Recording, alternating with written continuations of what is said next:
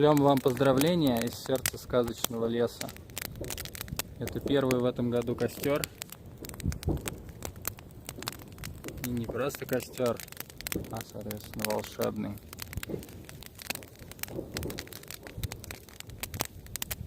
Загадывайте желание.